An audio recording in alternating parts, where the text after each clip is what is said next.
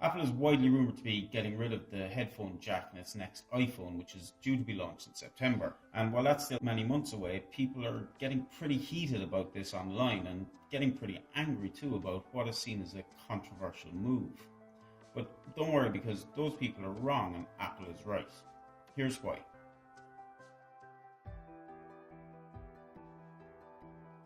Many people are arguing that the reason Apple is removing the 3.5mm headphone jack from its iPhone is just to make the phone thinner. But that's just not the case. If that was the case, then it could do it without removing the headphone jack. Its iPod Touch is 6.1mm and its iPod Nano is 5.4mm, both of which still have headphone jacks. Indeed, the world's thinnest phone, which comes from Chinese smartphone maker Vivo, is just 4.75mm, and it too has a headphone jack. No, the reason Apple is removing the headphone jack is much different.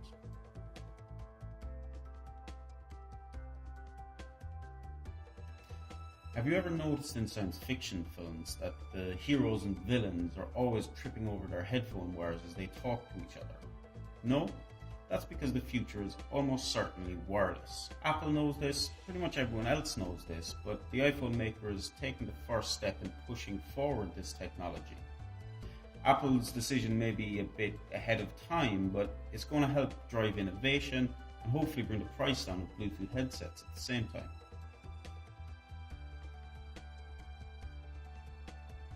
The future may be wireless, but some people still feel the need to be tethered to their iPhone. And so Apple is widely expected to be bundling a pair of its earbuds which connect to the lightning port on the iPhone, as well as giving people a sense that they're using a traditional pair of headphones. The new earbuds will be able to take advantage of the fact that they'll be receiving a completely digital output, allowing users to tweak the sound to their own specifications. For those of us willing to embrace a wireless future, it's good to see that Bluetooth headphone manufacturers have improved their game quite dramatically in the last couple of years.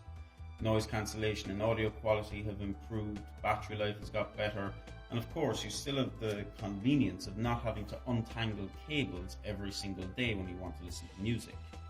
Audiophiles will argue that the sound you get from a wired pair of headphones compared to a Bluetooth pair of headphones is just not comparable. And that's fair enough. But for most people, the sound quality you get these days on a good pair of Bluetooth headphones will be more than sufficient. Anything Apple does these days is pretty big news, and if it makes a big change to its best-selling product, then it's going to make headlines.